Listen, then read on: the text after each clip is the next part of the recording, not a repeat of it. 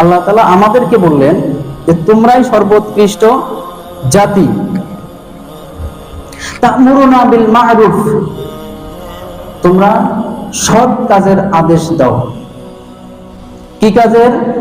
সৎ কাজ, ভালো কাজের আদেশ দাও।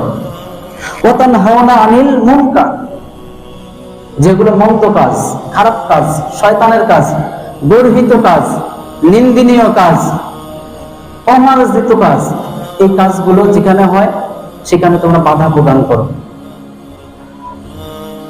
মানে মুখ দিয়ে বললে হবে না, বাধা প্রদান করতে হবে হাত দিয়ে।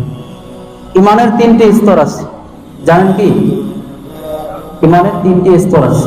1 নাম্বার হলো, আপনার যদি শরীরে হিম্মত থাকে আর আপনি এই হিম্মত যদি ঘরে বসে থাকেন, আপনার হিম্মত আছে হাত দিয়ে প্রতিরোধ করার, আর আপনি হাত দিয়ে যদি প্রতিরোধ না করেন, আল্লাহ তাআলা কিয়ামতের দিন আপনাকে কাঠগড়ায় দাঁড় করাবে। আরেকটা হলো, আপনি হাত দিয়ে প্রতিরোধ করার আপনার সামর্থ্য নাই, আপনি মুখ দিয়ে বাধা প্রদান করলেন। এখন আপনি মুখ দিয়েও বলার আপনার হিম্মত নাই, আপনি বোবা মানুষ। তখন আপনি দেখতেছেন এক ব্যক্তি খারাপ কাজ করতেছে, তখন আপনাকে কি করতে হবে? মনে মনে ঘৃণা করতে হবে। মনে মনে কি করতে হবে? ঘৃণা করতে হবে, যেন ওই কাজটা আমার দ্বারা সংগঠিত না হয়।